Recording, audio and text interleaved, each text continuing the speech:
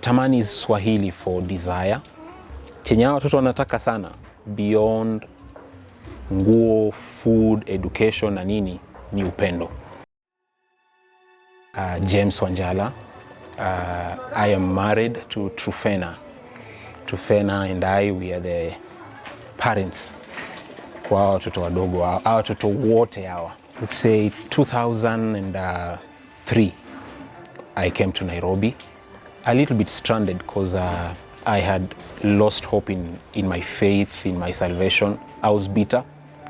So coming to Nairobi, started life kwa kijiji, kwa slums. And because of that, that's when I started seeing little innocent kids.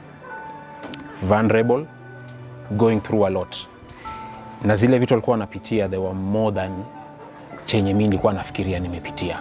That was a turning point because I remember I stopped complaining and I started thinking, so what can I do? From there, I started mobilizing 1, 2, 3 kids.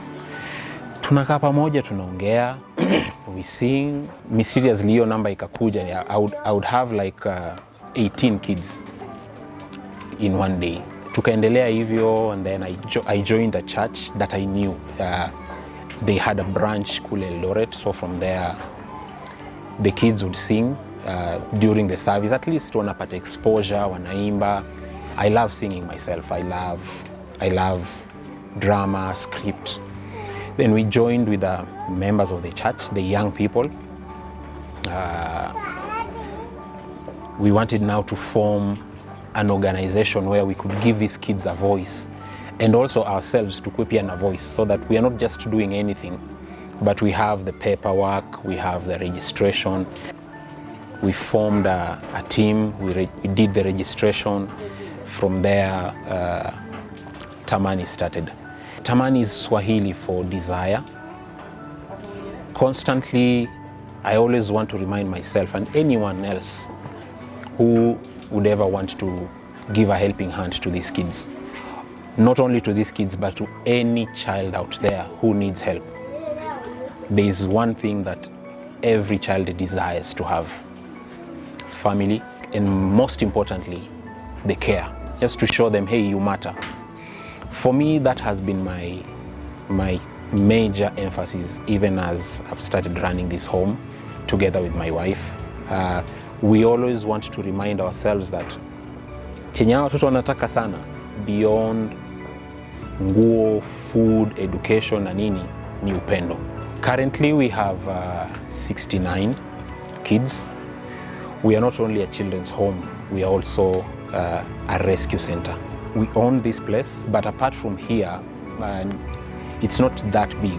We always desired to have a bigger space where this can now be like a transit point where they come here, we stay with them, we mentor, we counsel.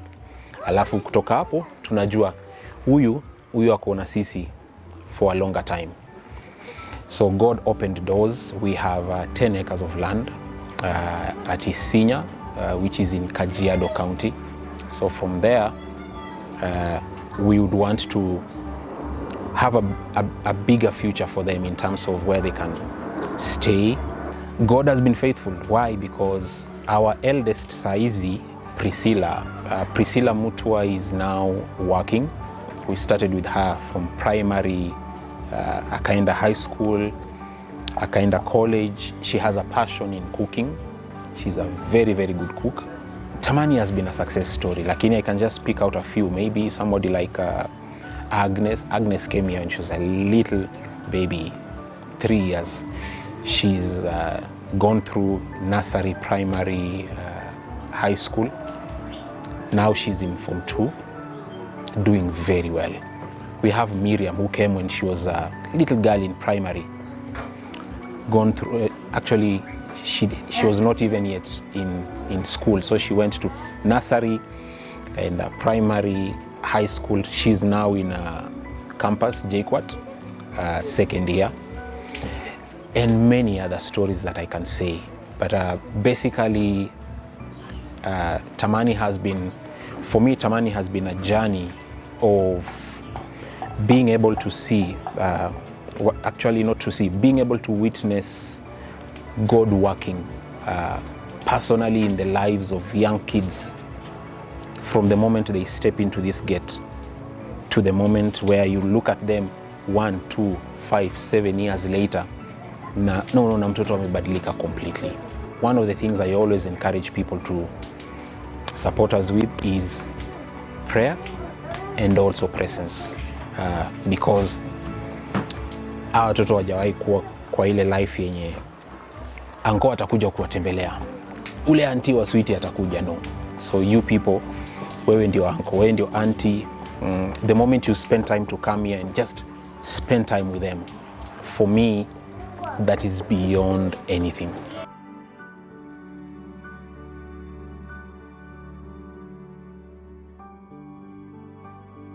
Naitwa Roda, niko Lady of Mercy. Nimekaa hapa for 10 years. Na asanteni kwa kukuja. Mungu awabariki na mrudi tena.